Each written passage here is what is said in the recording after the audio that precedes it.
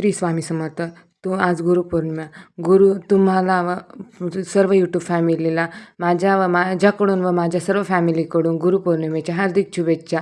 आता मी सकाळी लवकर उठून आवरून सावरून उंबरठ्याचे पूजन करत होती. आम्हाला कुठेतरी बाहेर जायचं होतं. हे माझं छोटंसं देवघर. कसं वाटतंय मला कमेंटमध्ये नक्की सांगा. आणि गुरुचरित्राच्या पारायणाला मी बसलेली आहे. गुरुचरित्राचे अध्याय वाचत होती. गुरुचरित्राचे अध्याय वाचून मुलांचं आवरून आम्ही थोडंसं बाहेर चाललो होतो. गुरुचरित्र पारायणाचा माझा 6वा दिवस होता. त्याच्यामुळं मी ते अध्याय वाचन करत बसलेली होती.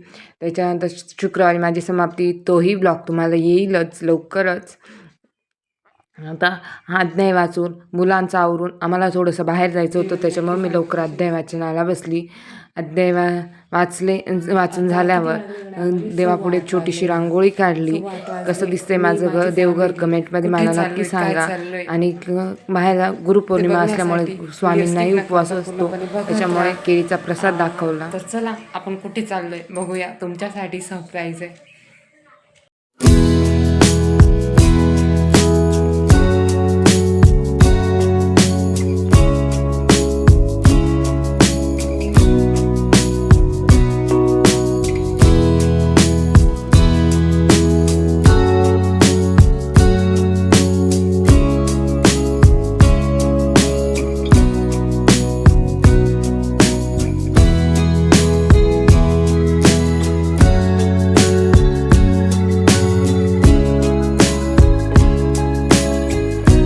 घरातून लवकर निघाल्यामुळे आम्ही चहा नाश्त्याला चांगले हॉटेल बघून थांबलो होतो रोडच्या कडेला. तिथं छान होती ती हॉटेल, चांगली होती बरी. तिथे आम्ही चहा नाश्ता केला. मी चहा घेतला, मला उपवास असल्यामुळे गुरुपौर्णिमेचा उपवास होता. माझी मुलगी ही आहे माऊ, हाय करते तुम्हाला सगळ्यांना. तिच्यापुरतंच नाश्ता घेतलेला होता. आणि तिचे पप्पा कॉलवर बोलत होते कोणासोबत. हे हॉटेल होतं, छोटंसंच होतं, त्यांचं रसवंती गृहही होतं. मग थांबलो, चहा नाश्ता घेतला आणि आता पुढे निघाल. ते बघा, मी तुम्हाला म्हणते मी चहा घेत होती, तुम्हाला म्हणते या सगळ्यांना चहा घ्यायला. हवेमुळे कॉपीराईट येऊ शकतं, त्याच्यामुळे वाऱ्याचा आवाज होता, त्याच्यामुळे म्यूट करावा लागला. हा आहे माझा मुलगा अथर्व, त्याचं नाव आहे. मला एक मुलगा आहे, एक मुलगी आहे. अशी माझी छोटीशी फॅमिली आहे. आता आम्ही कारवाडीला पोचलो होतो. आम्हाला जायचं होतं कारवाडी केंद्रामध्ये.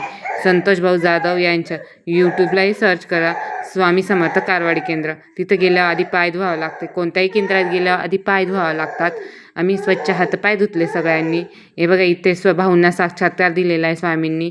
एवढी पब्लिक आलेली होती, खूप स्त्रिया पुरुष आलेले होते तिथं. ते बघा, ते पिवळ्या केसरी कपड्यामध्ये दिसतं ते संतोष भाऊ आहेत.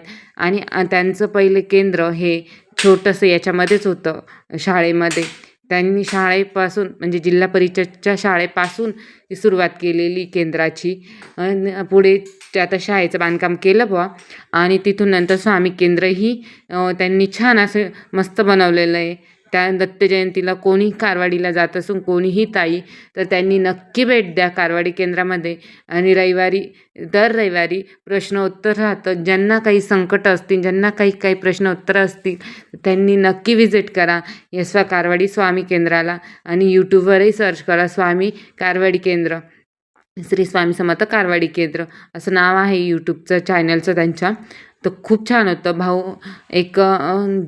एक दादा होते अमेरिकेवरून, ताईंनी त्यांचा मुलगा पाठवलेला होता अमेरिकेवरनं. इतके म्हणजे मोठे मोठे स्वामी भक्त आहेत, तर त्यांचा सत्कार झाला. असे बरेचसे छोटे मोठे स्वामी भक्त होते, त्यांचा भाऊंनी सत्कार केला. आणि पुढे गुरुपद घेण्यासाठी सगळे जे होते का आलेले भाविक स्वामी भक्त, तेही गुरुपद घ्यायला उभे राहणार होते. हेच भाऊ सांगत होते. तुम्हालाही ऐकवलं असतं भरपूर गोष्टी, पण मग कॉपीराईट येऊ शकतं, त्याच्यामुळे मला म्यूट करावं लागलं. हे बघा, भरपूर मंडळी होती, भरपूर स्त्रिया होता. हा हवनकुंड होता, तो मी तुम्हाला दाखवला तो आधी.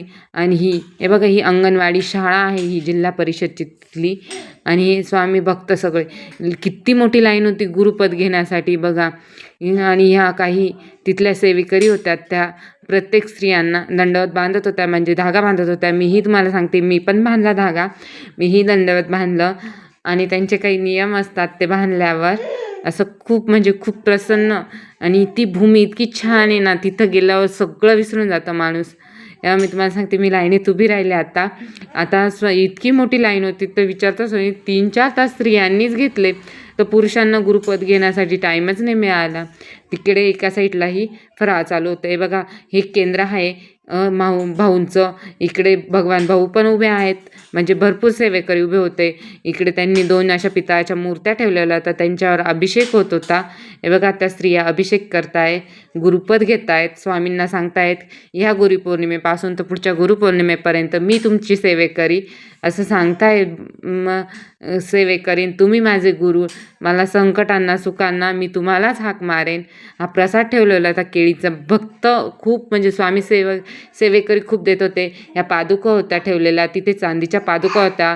हे सेवेकरी भरपूर काम करत होते तिथले स्वामी भक्त. हे असं स्वामींचं खूप छान आहे, खूप बघण्यासारखं आहे. तिथं एकदा नक्की व्हिजिट करा. आणि ह्या पादुका आहेत, प्रत्येकजण पादुकावर स्पर्श करत होता. आणि हे त्यांनी ठेवलेलं होतं फराळाचं झिरका आणि साबुदाण्याची खिचडी. तर भरपूर स्त्रिया तिथे व्हिडिओ काढायला थोडंसं मला हे वाटलं. आणि हे लहान मुलं खेळण्यासाठी अंगणवाडीत आहे. माऊही तिथं खेळत होती माझी मुलगी. असं भरपूर हे होमकुंड आहे भाऊंचं. तिथे होम होतंच रोज सकाळी.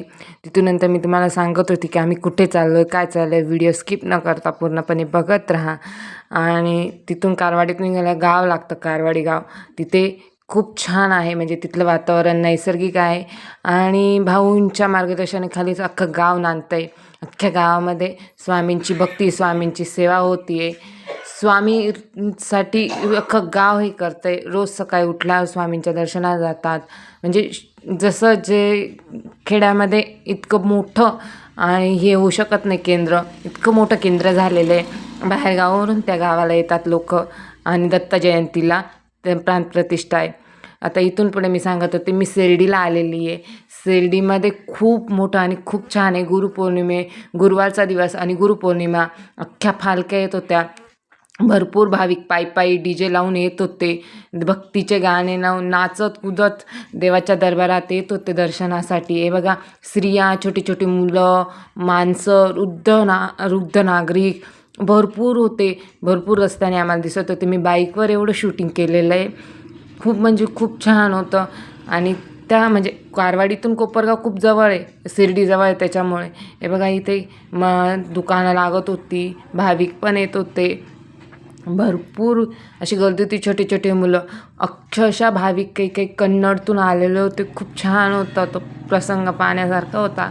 गुरुपौर्णिमेच्या दिवशी हे दुकानं असे लागलेले होते साईडला. हे बघा, कन्नडचे लोक तुम्हाला दिसत आहे. काही कर्नाटकामधले, काही कन्नडचे आहेत. भरपूर म्हणजे स्त्रिया आलेल्या होत्या. पण आमच्या त्या दिवशी नंबरला ह्या दुकानावर आम्ही चपला, परत आमचे पर्स, मोबाईल सगळं ठेवलं होतं. इथून पूजेचं साहित्य घेतलं. मग हे दुकान आहे. आणि ते झाल्यानंतर आम्ही पुढे निघालो दर्शनासाठी. हे बघा, आम्ही आता दर्शन करून निघाला. मोबाईल अलाउड नव्हता आतमध्ये, पाहण्यासारखं होतं. नक्की एकदा शिर्डीला जा तुम्ही. मी तुम्हाला लाईव्ह दर्शन दाखवलं असतं, पण मी हे तुम्हाला सांगत होते की आम्हाला मोबाईल अलाउड नव्हता. परगावच्या लोकांना मोबाईल अलाउड नाही. शिर्डीचे काही जे असतात का सेवेकरी, त्यांनाच अलाउड असतो. आतमध्ये बघण्यासारखं खूप छान होतं. असा झरा लावलेला होता वरती. ते इतकं भारी होतं ना, तर विचारतसं नाही. काय सांगू, मला शब्दाचं सांगता येईना. आणि या स्त्रिया बघा, अशा साईबाबांच्या मूर्त्या, माळा ह्या घेऊन उभ्या होत्या. हे बघा, ह्या मूर्त्या अशा छोट्या छान होत्या. पण मी काही आणली नाही मला साईबाबांची मूर्ती, कारण माझ्या घरात ऑलरेडी मोठा फोटो आहे. माळा वगैरे खूप होतं, पण टाईम नसल्यामुळे आम्ही काही खरेदी काहीच केलेली नाही आहे. त्याच्यामुळे तर व्लॉगमध्ये मला खरेदी काहीच दिसणार नाही. असं पाळणे पण होते, जशी काही यात्राच भरलेली होती. तिथं मोठे ब्रेक डान्स, परत असे भरपूर लहान मुलांचे बी पाळणे होते. पण आम्ही काय पाळण्यांमध्ये बसायला गेलो नाही. माऊ बसलेली होती, माऊ, अथर्व हे दोघं बहीण भाऊ मस्त खेळले, एन्जॉय केला त्यांनी. पण आम्ही काही गेलेलो नाही. बघा, याच्यामध्ये माऊ बसलेली होती, मी तुम्हाला पुढं व्हिडिओमध्ये दिसेलच. आम्ही चाललो तर प्रसाद भोजनालयामध्ये जेवण करायला. आता ह्या दुकानापाशी मिस्टर म्हणले आपण गाडी लावू आणि आपण जाऊ. आता आम्ही पायी एबा गाडी लावली आणि पायी आम्ही निघालो. आता इथं दुकानं इतके भारी होते ना. चपला, कोल्हापुरी चपला एकच नंबर होत्या. खूप छान होतं, बघण्याजोगं होतं, खरेदी करायला सुद्धा होते, फक्त प्राईस जास्त होती. पण ज्याला घेऊ वाटलं ते घेत होतं. हे बघा त्या दादांकडे माळा वगैरे होत्या. हेच मी तुम्हाला तेच सांगत होते की मी प्रसाद भोजनालयामध्ये चालली आहे प्रसाद घ्यायला. माऊ हे अथर्वाचे पप्पा पुढे आहेत, माऊ आणि मी मागे आहे. आणि हे बघा लाईव्ह दर्शन मी तुम्हाला स्वामींचं तुरळक दाखवते. त्या ताई आहेत, त्या कीर्तनकार करतायत. तिथे एक परत देवींची मूर्ती ठेवलेली होती देवीची, ती आहे व्हिडिओमध्ये, तिचंही दर्शन घ्या तुम्ही. हे बघा देवीची मूर्ती चालता मी एवढा शूट घेतला. आणि तिथून नंतर प्रसाद भोजनालयामध्ये आम्ही गेलो.